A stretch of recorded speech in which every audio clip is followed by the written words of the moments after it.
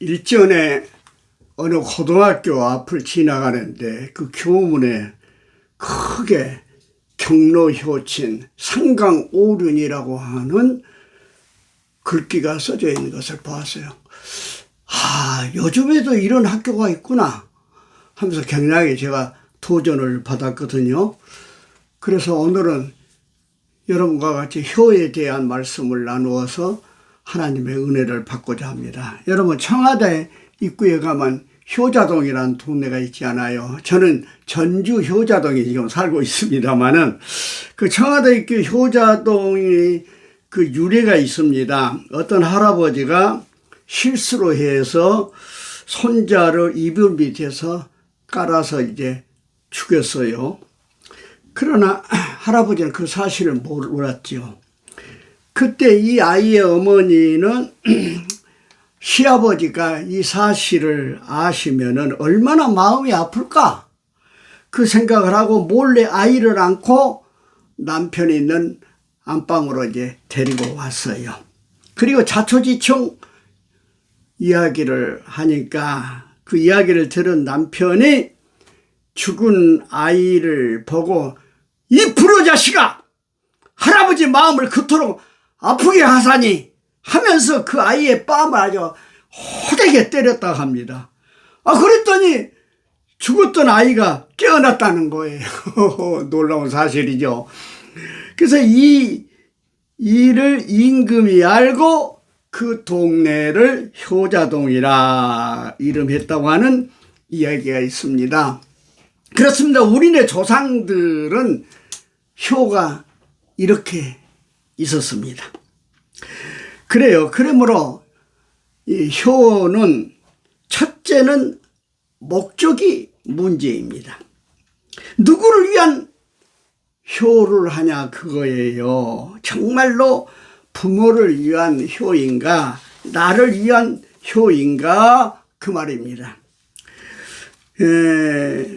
구제도 정말로 가난하고 어려운 이웃을 한 구제인가 내 이름을 내기 위한 구제인가 그게 차이가 있거든요. 큰 교육사업도 마찬가지요.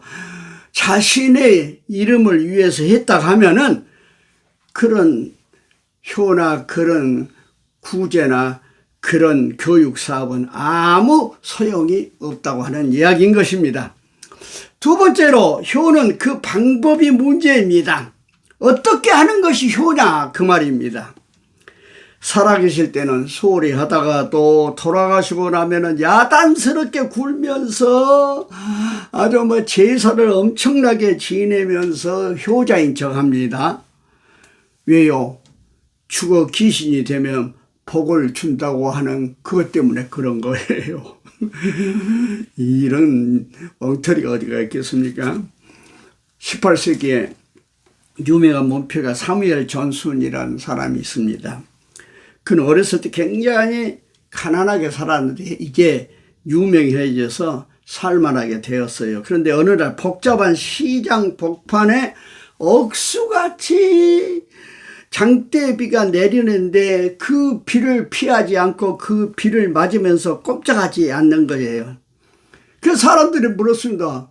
웬일입니까? 하고 물었더니 그가 말하기를 나는 어렸을 때 이 근방에서 아버지와 함께 일을 했는데 생각해 보니 많은 불효를 하고 아버지를 섭섭하게 했습니다.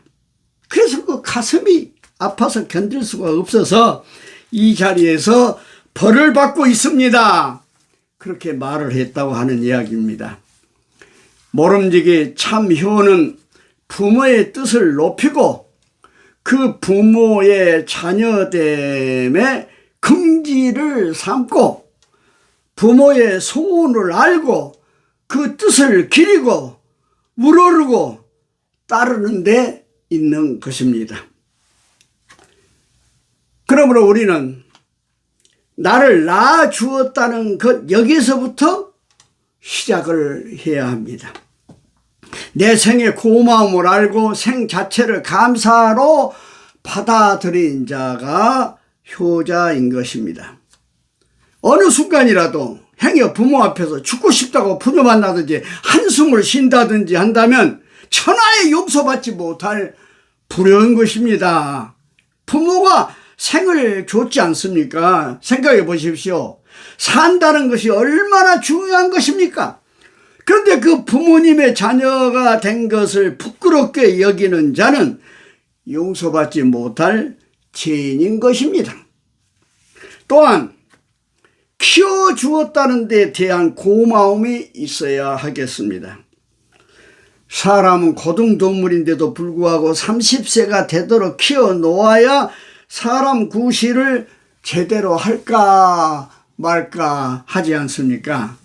그러므로 부모의 신세를 많이 진 것입니다. 신세 안 지고 살아남지를 못합니다. 정신적으로, 육체적으로, 물질적으로 얼마나 많은 신세를 졌습니까? 예? 누구나 4살 이전 일은 기억을 못합니다. 그런데 정말 고마운 일은 다 그때 있었습니다. 어렸을 때 아이들 육아할 때 말입니다. 키울 때 말입니다. 얼마나 힘듭니까? 그 많은 신세를 지고서 오늘 내가 있는 것입니다.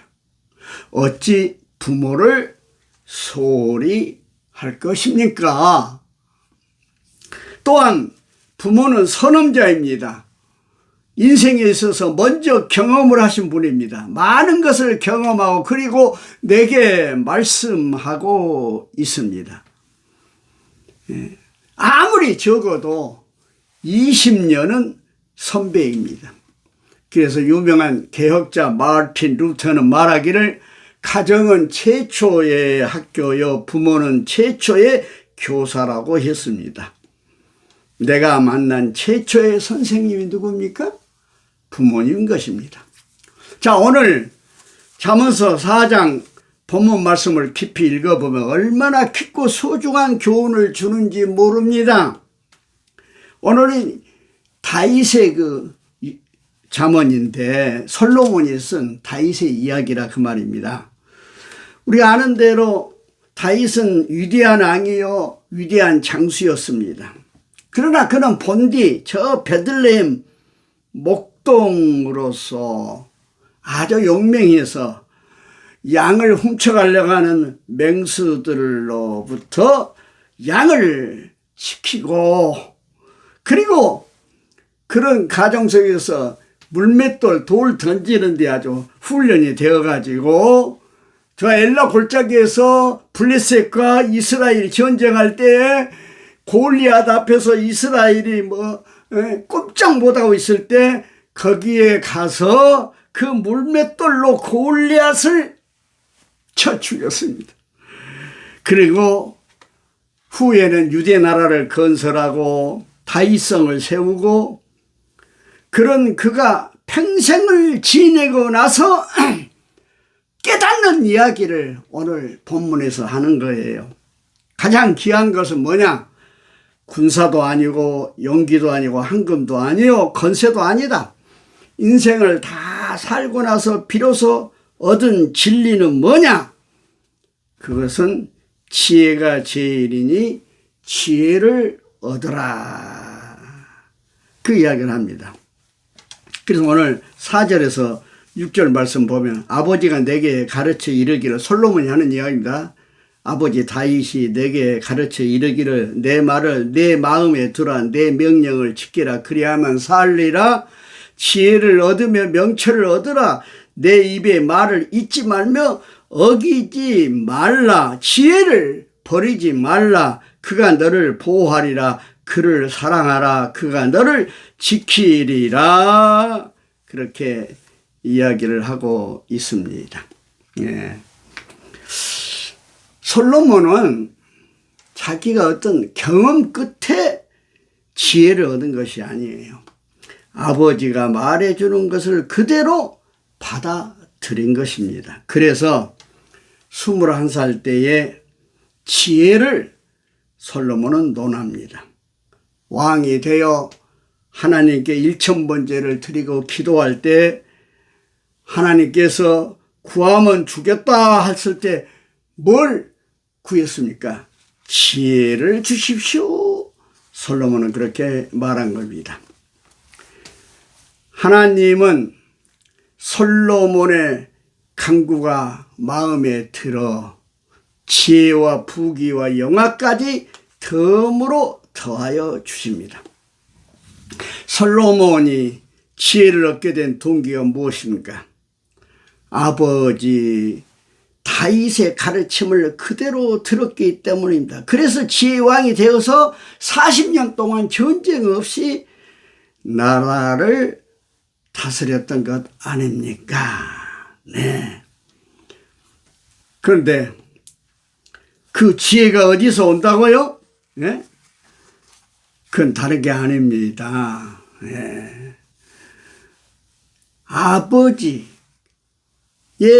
법도를 내가 선한 도리를 너희에게 말하고 내가 내 법을 너희에게 법도를 이야기하니 그것을 떠나지 말라. 그 말은 아버지에게 순종하고 효도해라 그 말입니다. 효도해라. 그럴 때 그 말이에요. 지혜를 선물로 받는다. 네.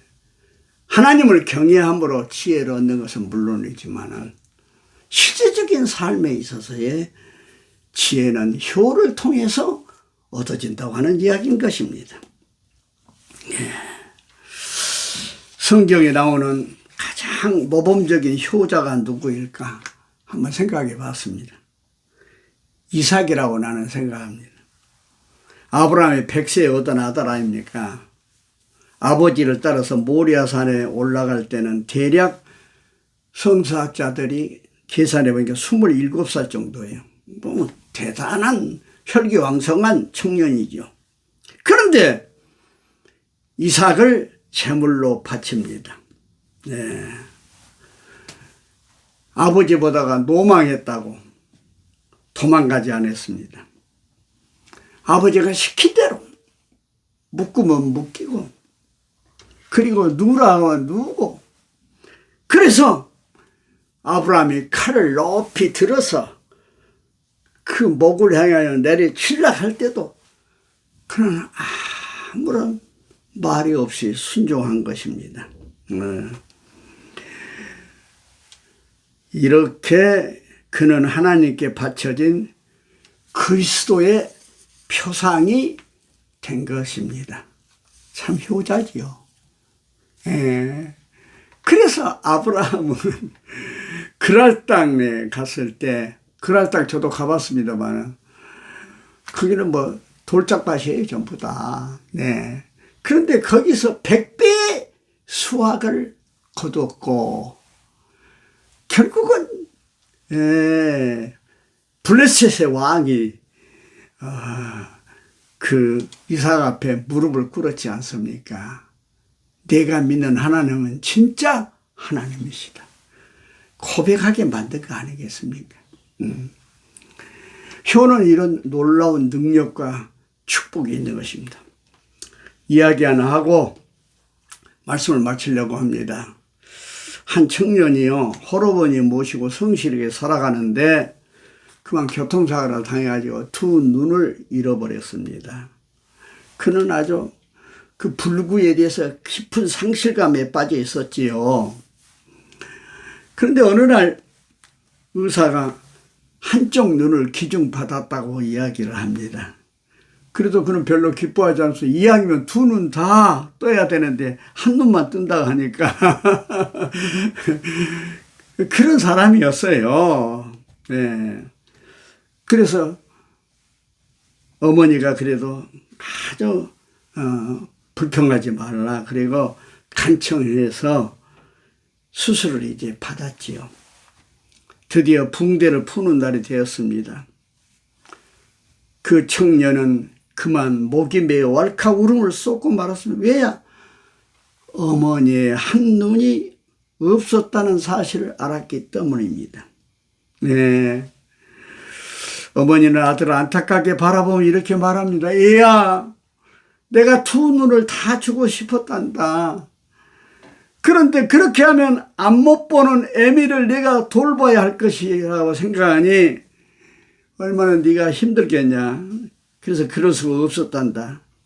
내게 무거운 짐을 짊어지게 하고 싶지 않았단다. 청년은 흐르는 눈물을 주체할 수가 없었다고 합니다. 예. 이게 부모님들의 자식 사랑이에요. 그러니 자식들은 이유 불문하고 말이죠.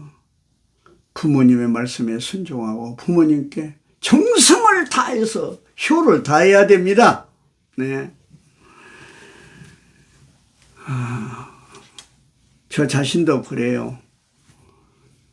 세월 지나고 보니까 좀 더 잘 모시고 좀 더 편안하게 해드리고 좀 더 효를 더 잘할 것인데 제 나름대로 제 환경에서 최선을 다했다고 그때는 했지만 지금 생각하면 그는 후회스러움이 사실이 있습니다. 아마 말씀을 듣는 여러분도 다 그럴 거예요. 연세가 더 드신 분들은. 예. 어느 회사가 잘 되는 이유를 물어봤습니다. 그 회사는 다른 회사와 달리 사람을 채용하는 방법이 달랐습니다. 화려한 경력이라든지 학력 뭐 그런 거 보지 않고요. 부부간에 정말 화목하게 사는가, 이 사람이 효자인가, 그것을 봤다고 합니다.